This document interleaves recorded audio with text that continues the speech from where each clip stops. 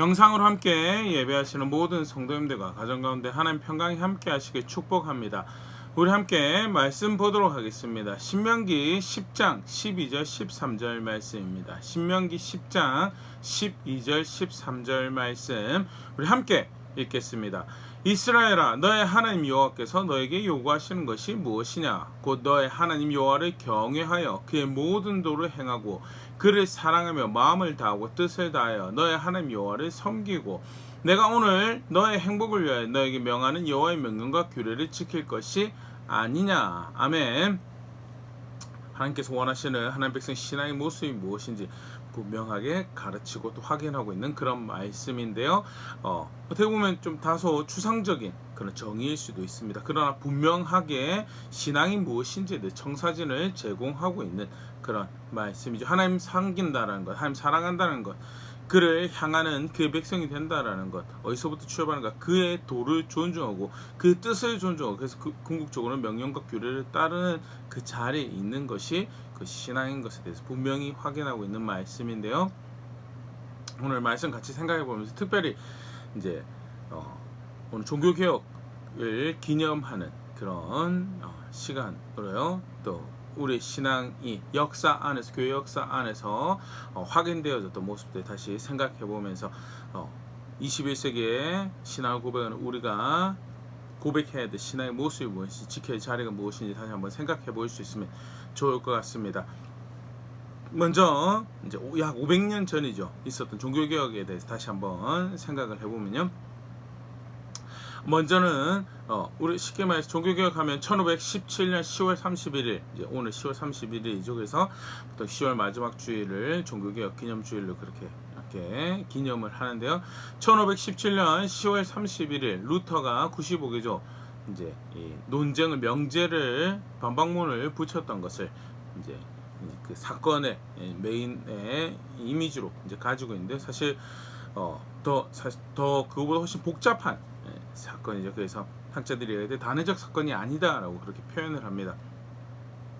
물론 굉장히 중요한 장면이죠. 루터가 95개조 논제를 비텐베르크 대학의 채플에, 교회의 문에 붙였던 이 정황은요 아주 괄목할 만한 그런 사건이었습니다. 그럼에도 불구하고 이제 95개조 반박문의 서문을 한번 인용을 했는데, 한번 보면요, 진리에 대한 사랑과 이를 해명하는 열정을 근거로 비텐베르크 신부이며 인문학부 및 신학부 교수 겸 비텐베르크 대학 정교수인 마틴 루터는 다음과 같은 명제에 논쟁하고자 한다.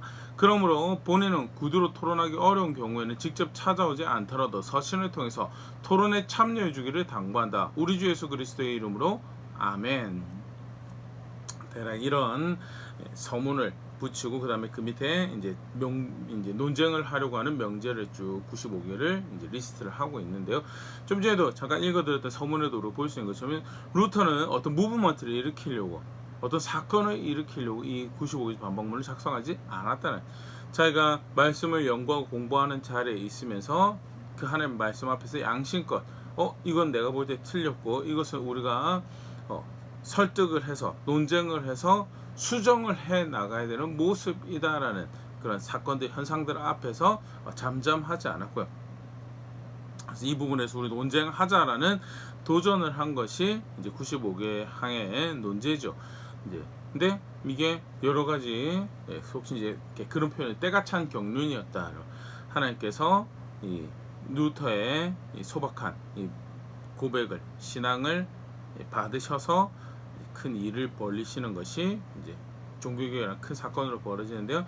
좀 전에도 이야기 드렸던 것처럼요, 단회적 사건이 아니었다라는 것에 대해서, 루터 먼저는 이 사건의 일종의 주동자처럼 이렇게 소개가 되어진 루터 자체도 어떤 사건을 벌리기 위해서 한 것이 아니고 바른 자리를 찾아가기 위한 우리가 수고를 기울이자라는 시작으로 했었던 사건이었다라는 것.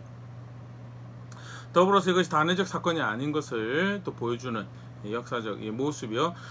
루터가 종교개혁을 시작을 했는가라고 할 때 이제 세속적인 역사관에서는 그냥 그렇게 간단하게 그냥 설명을 하고 있잖아요. 루터 중심 인물을 그렇게 하는데 실제로 조금 더 역사를 좀 이렇게 양심적이고 체계적으로 연구하고 고민하는 사람들에게는 개혁이 단순 루터로부터 시작된 게 아니고 그 전에서부터 그 문제점을 인식하고 속칭 이제 개혁의 선구자라고 일컬어지는 사람들이 있었던 것에 대해서 이야기를 합니다. 뭐 대표적인 인물들로 이야기를 해보면요, 프랑스의 와일도파의 이제 와일도가 만든 거는 아니죠. 근데 지대한 중요한 리더 역할을 했던 사람이 이제 와일도라는 사람이 있었죠.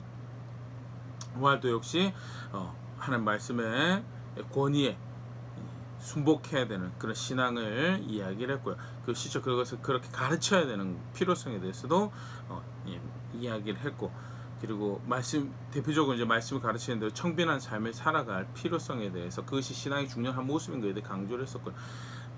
로마 교회의 탄압에 의해서 이제 와해되죠.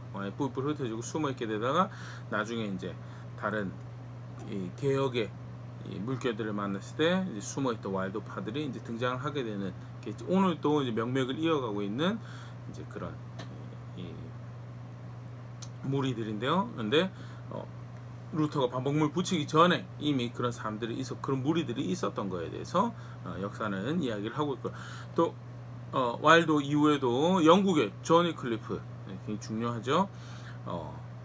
신앙 고백의 개인의 신앙 고백 중요성에 대해서 교회로 고백을 하는 게 아니고 개인의 신앙 고백의 중요성에 대해서 또 말씀의 권위에 대해서 분명하게 틀린 것은 틀렸다라고 이야기를 했던, 수정이 필요한 부분을 수정을 해야 되는 거에 대해서 강조를 했던 그런 개혁의 선구자였고요.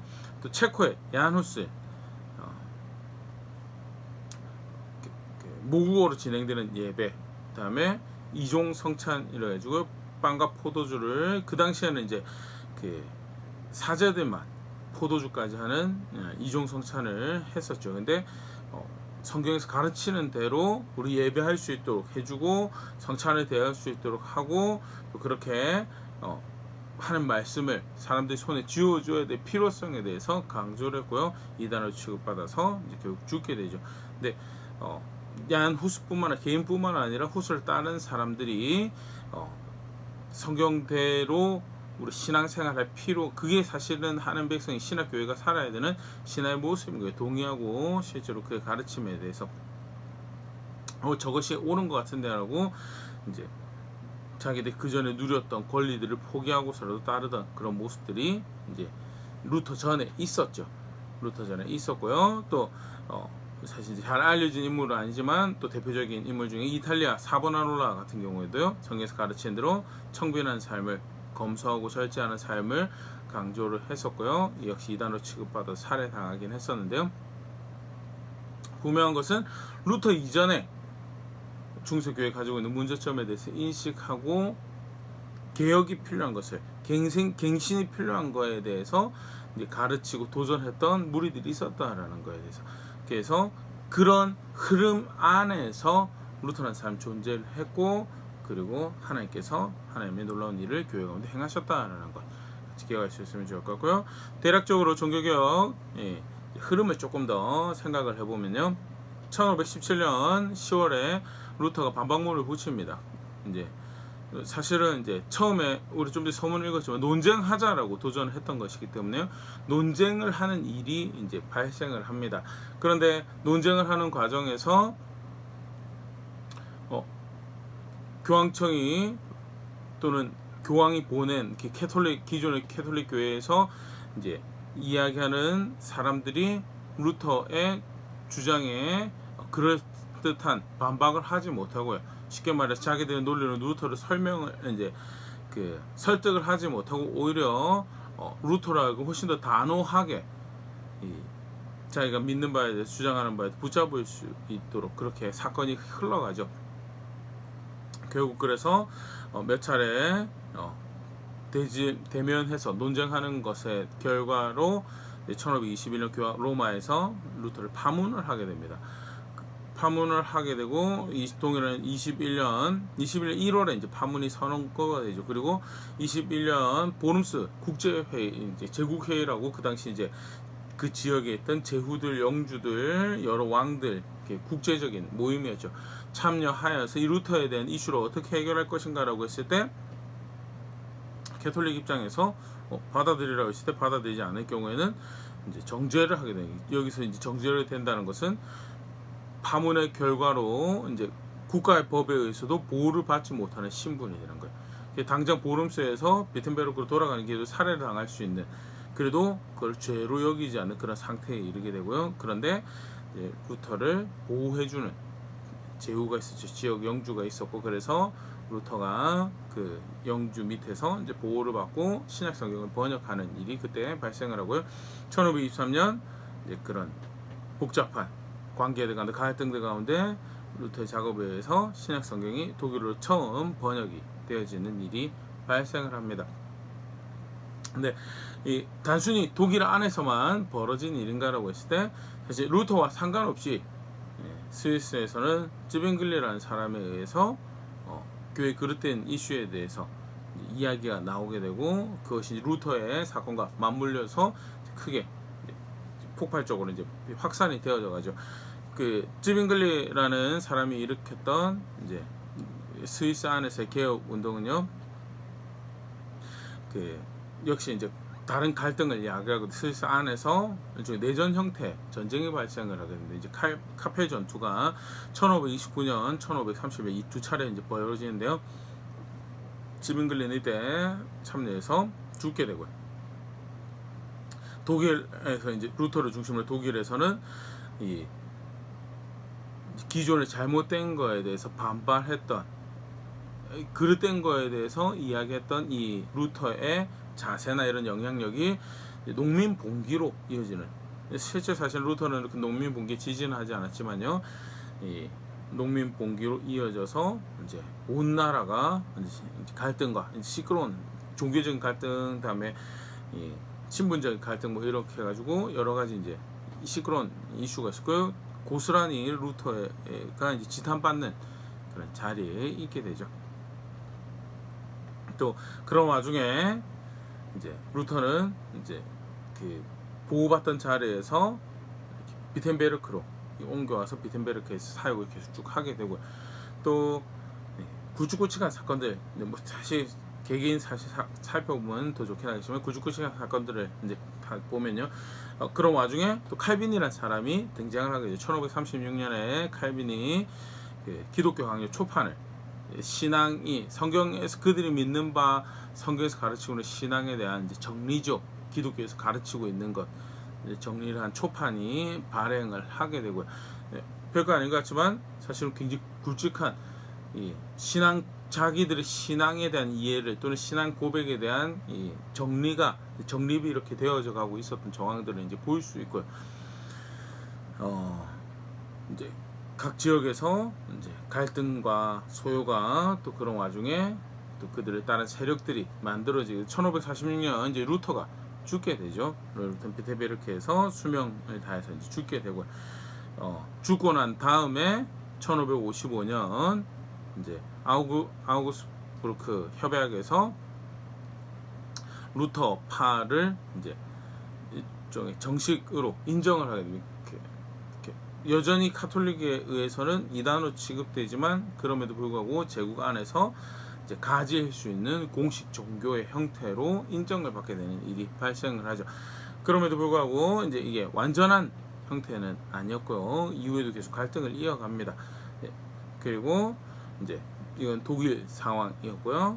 프랑스에서는 1562년에서부터 1598년까지 프랑스의 종교개혁자들을 이제 지칭하는 이제 표현이 위그노라는 표현이, 위그노와 국교 세력 간의 전쟁이, 격렬한 전쟁이 발생을 하고, 이 위그노 전쟁 끝에 낭트 칙령이 선언되면서 어느 정도 이제 종교의 자유로 이제 또 가지게 되는 그런 일이 발생을 하고요.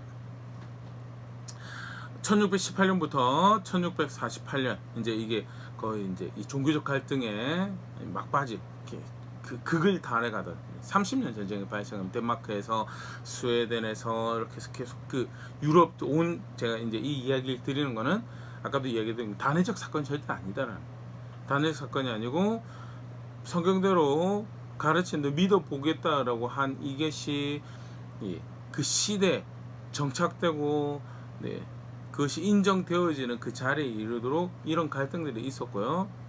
좀 얘기해서 1618년부터 1648년까지 30년 전쟁이 발생을 하고요.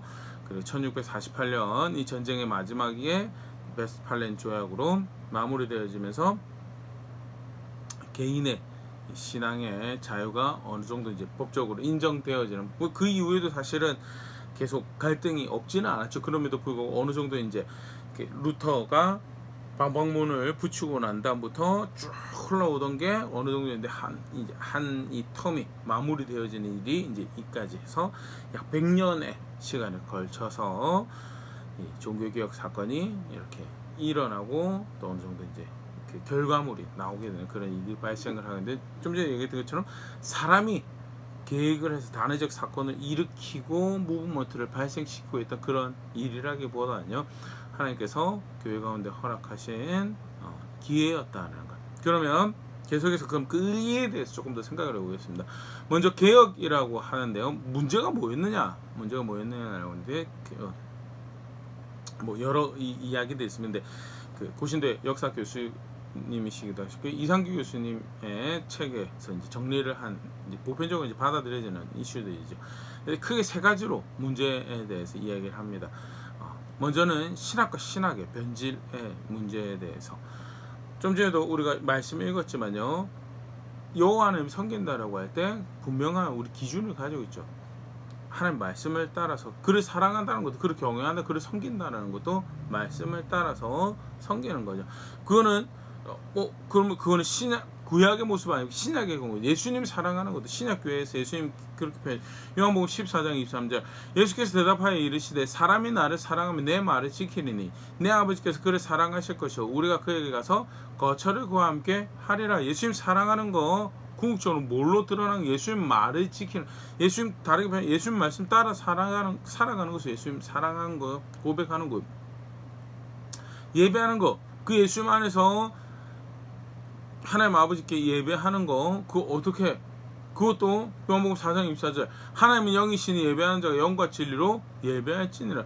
말씀이 철저히 기준이 되어져서 말씀을 말씀대로 가르치고 그것에 의해서 실제로 구체적인 삶의 모습이 결정되어지고 그렇게 예배하고 그렇게 섬기는 것이, 그게 교회의 신앙이고 성도의 신앙이어야 되는데 그게 없어져 버리고 그것을 다른 것으로 대체해버리는, 사실 가장 이제 비참한 게 자기의 마음의 언어로 된 성경이 없었죠. 그걸 허락을 안 했죠. 그래서 사실 이제 뒤에 나오는 세속화되어지는 교회 모습과도 관련이 있는 건데요. 그 일종의 권력화하는, 교회의 영향력을 권력화하는 그런 모습에서 라틴어로만 된 성경을 고집을 하게 되고 라틴어로 된 예배만 고집을 하게 되니까 그 예배를 통해서 하나님을 알고 또는 말씀을 접하게 되는 그런 기회도 박탈되어지고, 그렇다고 해서 그들 손에 하나님 말씀이 쥐어졌냐, 그렇지도 않고요. 그러니까 기준이 없는 거예요. 신앙의 기준이 없고요. 그런 측면에서 구전으로 신앙을 이어받는 것처럼 변질되는 일이 계속 발생을 하게 되죠. 그래서 결국 성지순례, 성물 숭배 같은 그런 신앙의 기독교 안에 원래 사실 없던 신학교회에는 더더군다나 없던 신앙의 모습인데 그런 것들이 발생을 하게 되고, 편의에 따라서 빵과 포도주를 성찬의 도구로 활용할 것 성경 분명히 가르쳤는데 그거를 임의로 빵만 주고 포도를 주지 않는 그런 모습으로도 발전을 하게 되는 것이 이제 대표적인 이슈였죠. 그렇게 해서 신학과 신앙이 변질되고, 궁극적인 그 정점은 믿음으로 얻게 되는 것이 아니고, 예수 그리스도 믿음으로 얻게 되는 것이 아니고 여러 가지 다른 양형들을 쳐요.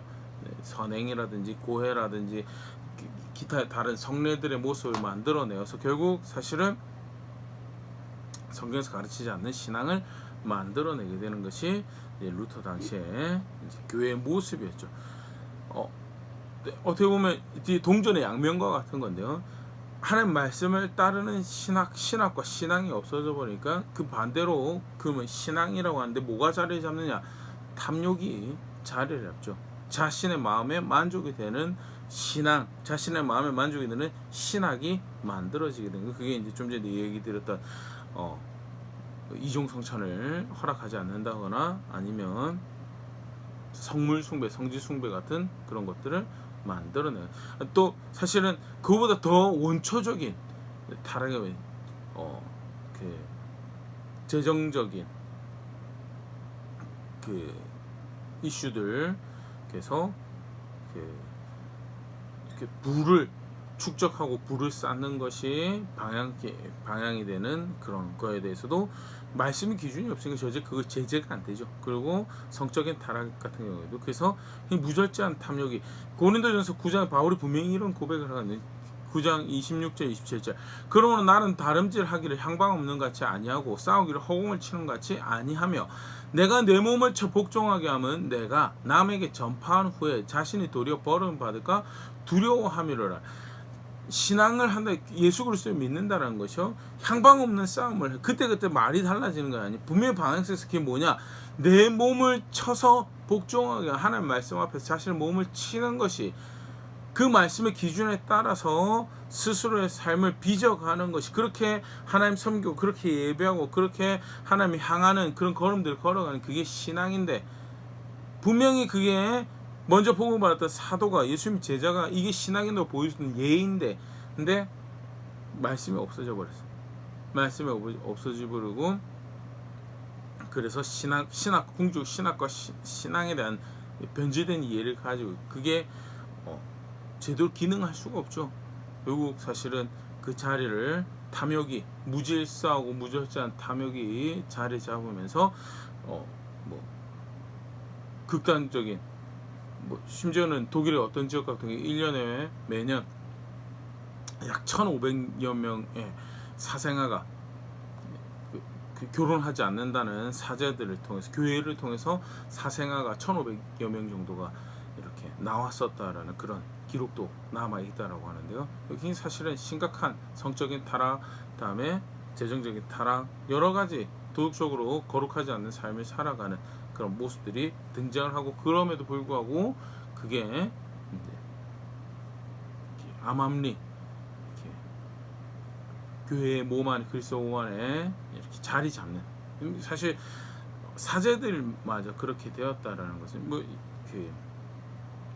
일반 성도들에게는 더더욱이나 더할 나위 없는 그런 모습들이죠. 그래서 칼빈의 예화 같은 경우에도 버젓이 주중에 욕심대로 살면서 불의한 방법으로 불을 축적하고 나아가서 첩을 데리고 살고, 또는 돈 많은 지역의 유지가 가난한 집에 어린 처자를 돈으로 사와서 첩으로 삼는 그런, 그때 버젓이 벌어지면서 주일날 예배에 아무런 양심의 가치가 없이 참여하는 그런 것들에 아주 비통해하는 그런 일화들이 이제 남아 있는데, 그게 사실은 이제 무절제한 탐욕이고요.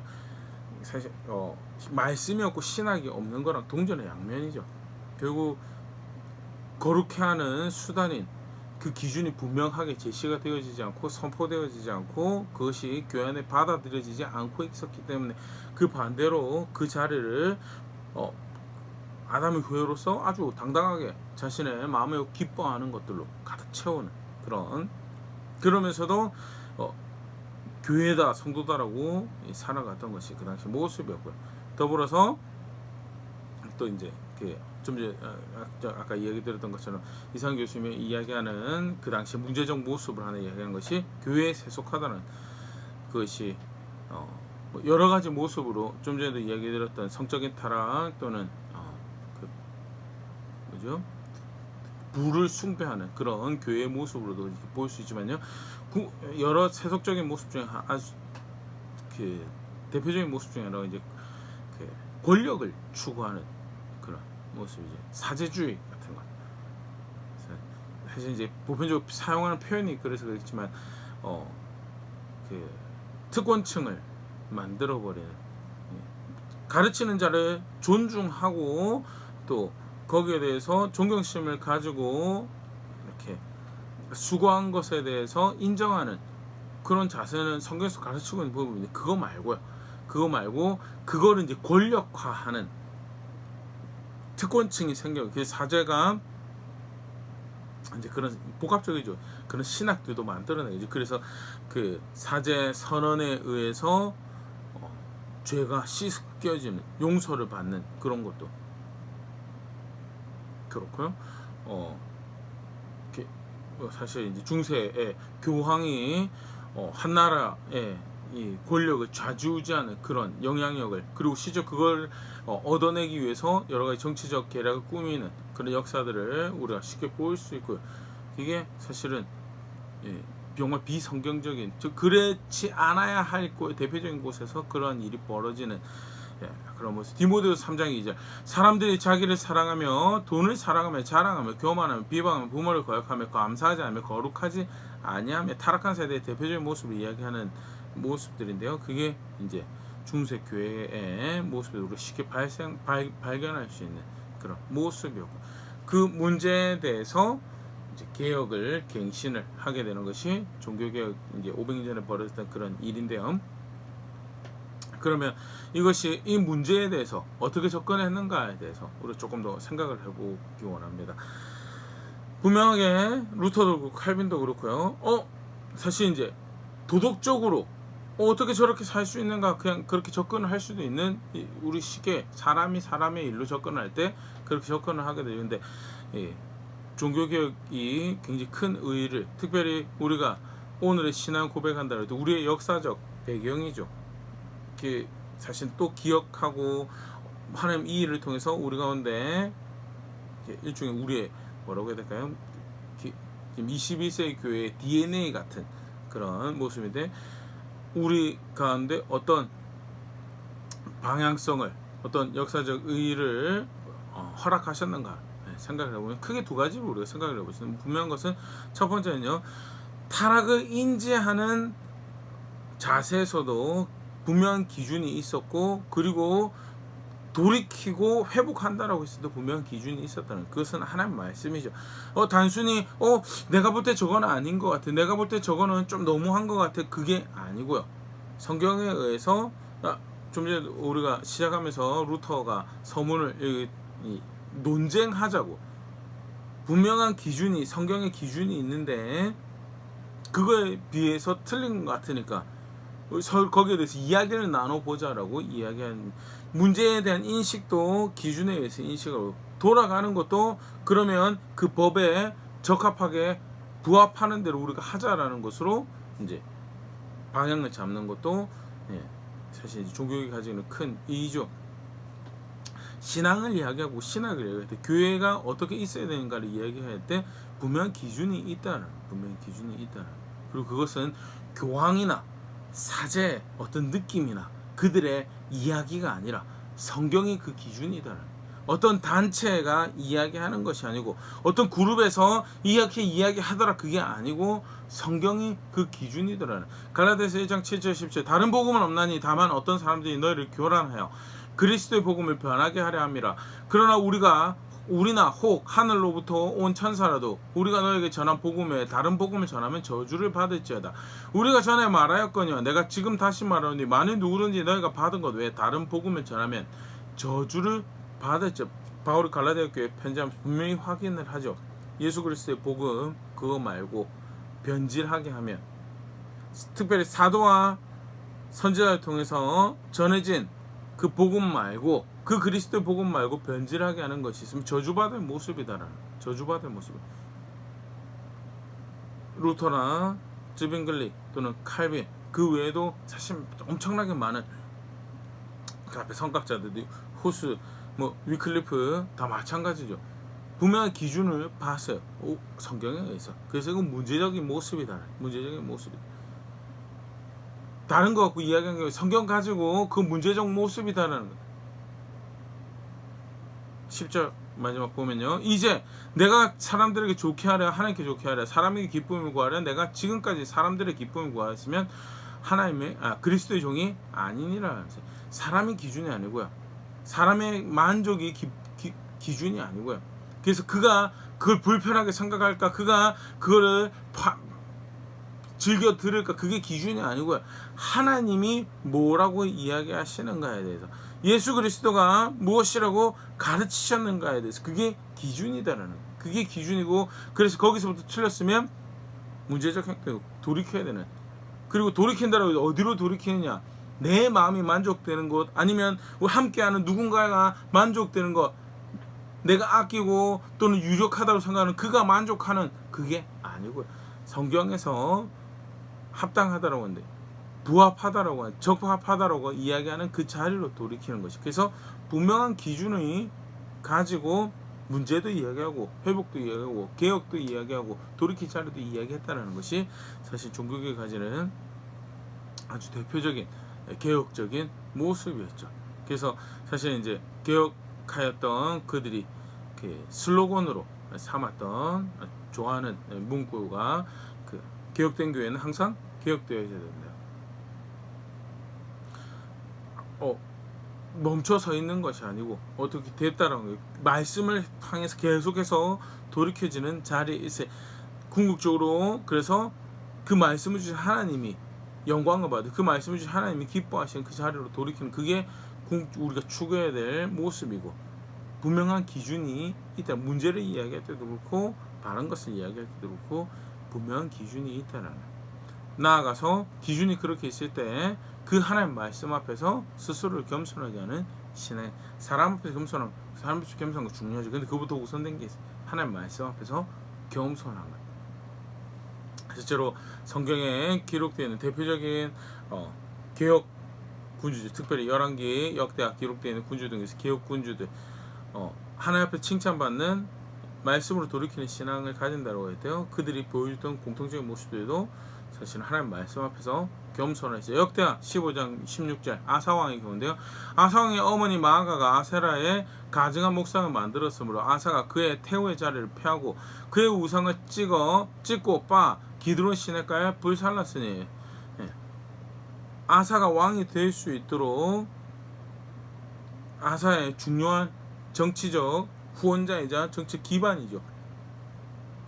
근데 그 태우조차도 하나님 말씀에 그릇된 선택을 했을 경우에는 그를 패하는 그런 선택을 했던 것이 아사고요.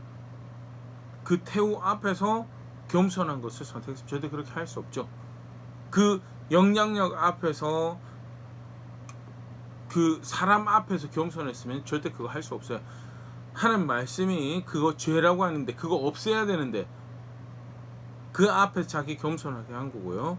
그래서 그런 선택을 했었고 하나님께서 그것을 기쁘게 받으셨죠. 열왕기 18장 4절 히스기야가 그가 여러 산당들을 제거하며 주상을 깨뜨리며 아세라의 목상을 찢으며 모세가 만들었던 놋뱀을 이스라엘 자손이 이때까지 향하여 분향함으로 그것을 부수고 누수단이라 일컬었더라. 히스기야가 여러 개혁의 행동을 하는 기록들이 남아있죠. 근데 18장 4절에 기록된 부분은 모세가 만들었던 놋뱀을 섬기는 집단들이 있었다. 근데 사실 모세가 놋뱀 만든 지 지금 몇백 년이 흐른 그런 시간이죠. 그러면 그것을 섬긴다라는 것이 공공연하게 어떤 형태의 신앙으로 받아들여지고 그걸 추종하는 세력들이 있고 사람들이 있다는, 그렇게 받아들여져 왔어요. 히스기야가 태어나기 전부터 그런 신앙들이 존재해 왔어요. 그럼에도 불구하고 하나님 말씀이 기준이고, 그리고 그 하나님 말씀 앞에서 자기가 스스로를 겸손하는 거예요. 그렇기 때문에 거기서 아니라고 하는 것은 아닌 거예요. 깨뜨려야 되는 거고, 부숴야 되는 거고, 거절해야 되는 거고, 미워하고 없애버려야 되는 것이, 그게 하나님 말씀 앞에서 겸손한 신앙이죠. 하나님 말씀이 그렇다면 그거 하지 말아야 됩니다. 하나님 말씀이 그렇다면 어떻게 해서든 우리가 그거 해야 합니다라고 이야기하는 게 하나님 말씀이, 루터가 보여줬던 것도요. 아까 잠깐 그런 이야기 있었었는데요. 파문을 당한, 파문 굉장히 심각한 일이죠. 그리고 파문의 결과가 미쳐진 게 보르스 칠령에서 저 사람 법 밖의 사람이다라고, 죽여도 살인이 아니다라는. 그럼 결과적으로 계속 도망다니는 갈등 가운데 부대낀 가운데 살아가는 거예요. 대학 교수였고요. 안정적인 삶을 누구보다 안정적인 삶을 살아갈 수 있는 그런 자리에 있었던 사람인데 불구하고 그거 다 뒤로 던지고 하나님 말씀 앞에서 겸손한 것을 선택한 결과였고요. 하나님께서 그것을 받으시고 그게 신앙이다라는 거죠. 놀라운 일들을 교회 가운데 행하셨던 것들, 이게 사실 이제 종교개혁 사건이고, 하나 더 성경에서 예를 보면요, 요시야 같은 경우 대표적인 개혁군주죠. 역대하 34장 33절, 이와 같이 요시야가 이스라엘 자손에게 속한 모든 땅에서 가증한 것들을 다 제거하여 버리고 이스라엘 모든 사람으로 그들의 하나님 여호와를 섬기게 하였으므로 요시야가 사는 날에 백성이 그들의 조상들의 하나님 여호와께 복종하고 떠나지 아니하였더라. 제거해야 될 것 제거할 것으로 받아들이고 하나님 말씀 따라서 하나님 섬기게 했다는, 하나님 말씀 따라서 하나님 섬기게 했다는, 어린 나이에 왕이 됐죠. 요시야. 정치적으로 사실은 호락호락하지 않는 그런 상황일 수도 있었는데요. 그럼에도 불구하고 분명하게 내가 어느 법 아래 내가 거해야 되고 어떻게 내가 내 삶을 의지해야 될 것을 의지해야 되는가 분명하게 선택을 하였고, 진짜 하나님 말씀 앞에 겸손한 선택을 하여서 문제에서부터 돌이킬 수 있는 선택을 하였죠. 루터도 그랬고요, 칼빈도 그렇고요. 종교개혁으로 교회를 개혁해야 될 필요성에 당면한 문제 앞에서 어디로 돌이킬 건가 분명한 기준을 붙잡았다면요, 실제로 그 앞에 스스로를 겸손하게 한 선택들을 만들고, 많은 개인적인 아픔들이 있습니다. 루터 같은 경우도 그렇고요, 칼빈 같은 경우도 그렇고요. 개인의 삶에 던져진 짐이 굉장히 무겁게, 삶의 짐이 굉장히 무겁게 여겨지는 그런 걸음들을 걸어갔어요. 그럼에도 불구하고 분명히 그들이 놓치지 않을게 하나님 말씀 앞에서 내가 겸손하리라는 거예요. 그게 사실 종교개혁을 통해서 다시 한번 분명히 확인할 수 있는 교회와 신앙, 성도가 걸어가야 될 신앙의 모습이죠. 그리고 다름 아닌 오늘 우리가 읽었던 요절 말씀이 그런 신앙을, 그게 하나님 백성의 삶의 모습이라는 걸 확인을 하고 있고요. 말씀 마무리하려고 합니다. 종교개혁, 놀라운 일이 벌어졌구나. 사실 그렇죠. 우리가 너무 쉽게 이야기하는 믿음으로 의롭게 된다라고 하는 것도 너무나 성경에 기록된 당연한 거지만요, 종교개혁 전에는 사실은 굉장히 마이너한, 아는 사람만 아는, 정식 가르침으로 받아들여지지 못하는, 성경이 버젓이 가르쳐지고 있는데 정식 가르침으로 받아들여지지 못하고 아는 사람만 아는 그런 이야기로 흘러나왔었는데, 그것이 성경에 기록된 대로 존중되어지고 가르쳐지고 있다는 사실, 그게 사실 오늘 우리가 누리고 있는 신앙의 모습이고, 또 우리가 예수 그리스도의 교회로 신앙 고백한다라고 할 때 우리 DNA 안에, 우리의 신앙 역사성 안에 있는 분명한 흔적들인데, 그렇다고 한다면 우리가 신앙 고백을 한다라고 했을 때 여러 모습들이 있지만 오늘 두 가지 크게 같이 다시 기억할 수 있으면 좋을 것 같은데요. 그 개혁의 은혜 가운데 분명한 방향성을 가져간다고 했을 때 우리 역시 성경을 토대로 해서 고백에 대한 신앙의 모습이 무엇인가 분명한 기준이 있다. 문제를 이야기할 때도 분명히 잘못했다 잘했다 이야기할 때도 뭘 근거로 이야기하는가, 내 경험이 이랬으니까 나는 이렇게 살아왔는데 너는 왜 그렇게 살지 않니라고 이야기하는, 그건 아무런 영향가도 없고 아무런 근거도 없고 힘도 없어요. 사실 교회에서는 성도 간의 신앙에 대해서 이야기한다고 할 때는 그 아무런 근거 없어요. 하나님 말씀이 기준이 되는 거예요. 하나님 말씀. 요한계시록 22장 18절 19절, 내가 이 두루마리 예언의 말씀을 듣는 모든 사람에게 증언하노니 만일 누구든지 이것들 외에 더하면 하나님이 이 두루마리에 기록된 재앙들을 그에게 더하실 것이요, 만일 누구든지 이 두루마리 예언의 말씀에서 제하여 버리면 하나님이 이 두루마리에 기록된 생명나무와 및 거룩한 성의 참여함을 제하여 버리시리라. 자기 마음대로 빼버리면요, 신앙 아니고요. 자기 마음대로 더해도 그거는 성경적 신앙이 아니고, 분명한 기록된 대로 아멘하고 받아들이고 실적으로 그렇게 살아가는 것이 그게 신앙이다라는, 성경을 하늘의 하나님을 자신의 통치자로 기준으로 받아들이는 신앙의 모습이다. 그래서 분명한 기준이 있는 신앙을 살아가는, 어떻게 보면 그게 있었기에 단호한 당신 틀렸습니다라고 온 세상이 아니 네가 틀렸다라고 루트한테 이야기할 때 아닙니다, 당신이 틀렸습니다라고 무엇을 근거로 성경에서 그렇게 가르치고 있습니다. 사실 그게 힘이고 용기죠. 그게 기독교 신앙이다. 그리고 오늘 우리가 고백했던 신앙의 모습이다. 두 번째, 그렇게 기준이 있다라고 할 때 실제로 그것에 의해서 빚어지는 신앙인데 그 앞에서 겸손한, 사실은 전통 앞에서 겸손할 수 있는 여지가 굉장히 많죠. 또는 시대의 흐름 앞에서 시대의 유행 앞에서 겸손할 수 있는 그런 가능성도 굉장히 많이 있고, 그런데 그게 아니다. 오직 하나님 말씀 앞에서 겸손한 것이 그게 성경에서 가르치는 신앙이다. 미가서 6장 6절에서 8절, 내가 무엇을 가지고 여호와 앞에 나아가며 높으신 하나님께 경배할까? 내가 번제물로 1년 낸 송아지를 가지고 그 앞에 나아갈까? 여호와께서 천천의 수량이나 만만의 강물 같은 기름을 기뻐하실까? 내 허물을 위해 내 맏아들을 내 영혼의 죄로 말미암아 내 몸의 열매를 드릴까? 사람아, 주께서 선한 것이 무엇임을 내게 보이셨나니 여호와께서 내게 구하시는 것은 오직 정의를 행하며 인자를 사랑하며 겸손하게 내 하나님과 함께 행하는 것이 아니냐라고. 무엇을 가지고 하나님 나아가고 하나님 섬길 수 있는가라고 할 때 여러 가지 이야기합니다.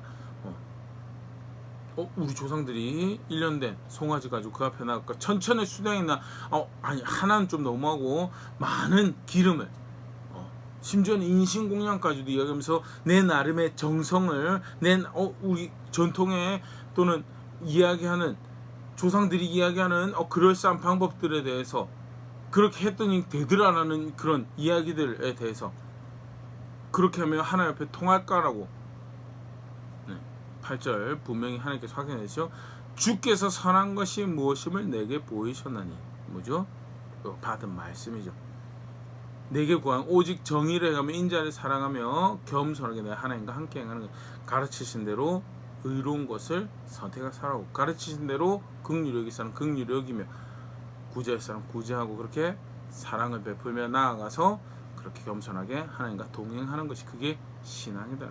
하나님 말씀 앞에 스스로를 겸손하게 하는 그게 신앙이다라는 것.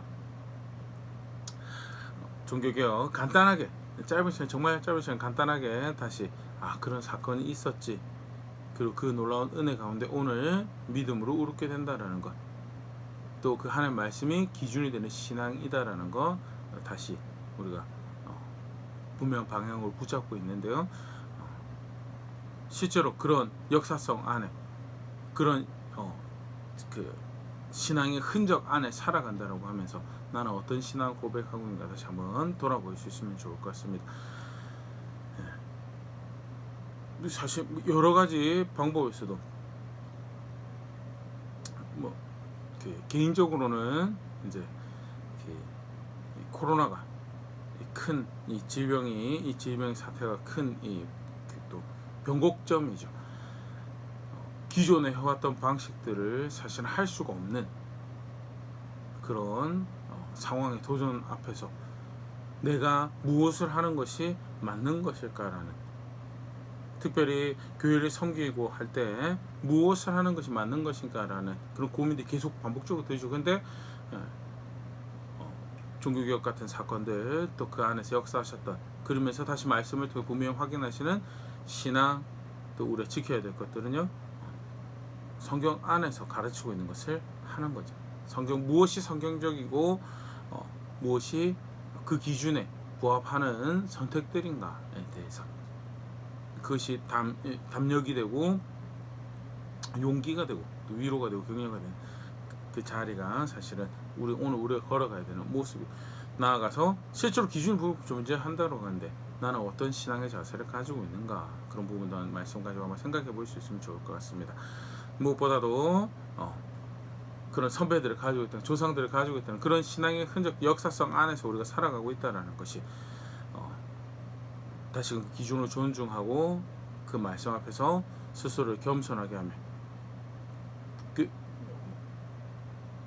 겸손하게 하는 그런 모습이 마땅히 싸워야 될 것들, 탐욕 또는 육체와 마음이 원하는 것들 싸워야 될 대상 분명히 인지하고 나아가서 취해야 될 것들, 용감하게 선택해야 될 것들에 분명한 방향을 고백하는 그런 것들 만들어가는 자리에 있는 제가 우리가 그렇게 함께 자라가는 교회가 될 수 있으면 좋을 것 같습니다.